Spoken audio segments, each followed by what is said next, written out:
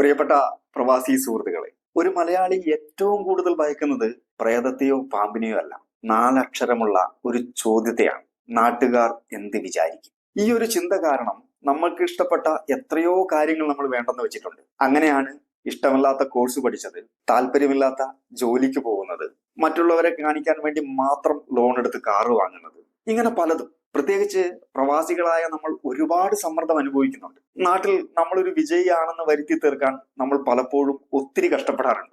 നമ്മുടെ വിഷമങ്ങളോ സാമ്പത്തിക ബുദ്ധിമുട്ടുകളോ പുറത്ത് ആരോടും പറയാറില്ല. സത്യത്തിൽ മറ്റുള്ളവരുടെ അഭിപ്രായങ്ങൾക്ക് നമ്മുടെ ജീവിതത്തിന്റെ റിമോട്ട് കൺട്രോൾ നമ്മൾ കൈമാറിയിരിക്കുകയാണ്. ഇതൊരു മാനസിക അടിമത്തമാണ്. ഈ ഭയത്തിന്റെ ജയിലിൽ നിന്ന് നമുക്ക് എങ്ങനെ പുറത്തു വരാമെന്ന് നോക്കാം. ഒന്ന്, ഈ ഒരു സത്യം മനസ്സിലാക്കുക: ആർക്കും അത്ര സമയമില്ല. നമ്മൾ വിചാരിക്കുന്നത് പോലെ മറ്റുള്ളവർ 24 മണിക്കൂറും നമ്മളെക്കുറിച്ച് ചിന്തിച്ചുകൊണ്ടിരിക്കുകയല്ല.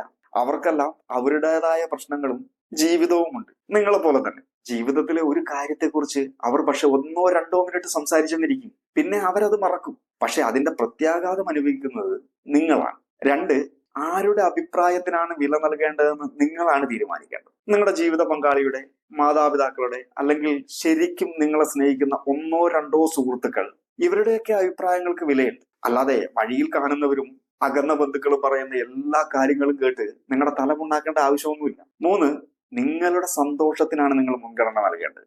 ഒരു ദിവസത്തിന്റെ അവസാനം എന്നായാലും നിങ്ങളുടെ തീരുമാനങ്ങളുമായി ജീവിക്കേണ്ടത് നിങ്ങളാണ്, ഈ അഭിപ്രായം പറയുന്നവരല്ല.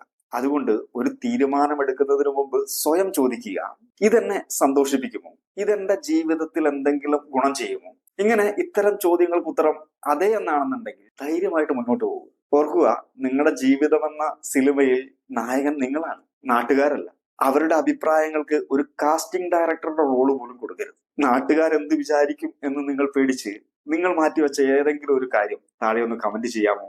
നമ്മളിങ്ങനെ മറ്റുള്ളവരെ കുറിച്ച് ചിന്തിക്കുന്നതിനിടയിൽ പലപ്പോഴും നമ്മളെ തന്നെ മറന്നുപോകും. നാളെ നമ്മുടെ മാനസികാരോഗ്യം നമ്മുടെ മാത്രം ഉത്തരവാദിത്തമാണെന്നതിനെ കുറിച്ച് സംസാരിക്കാം.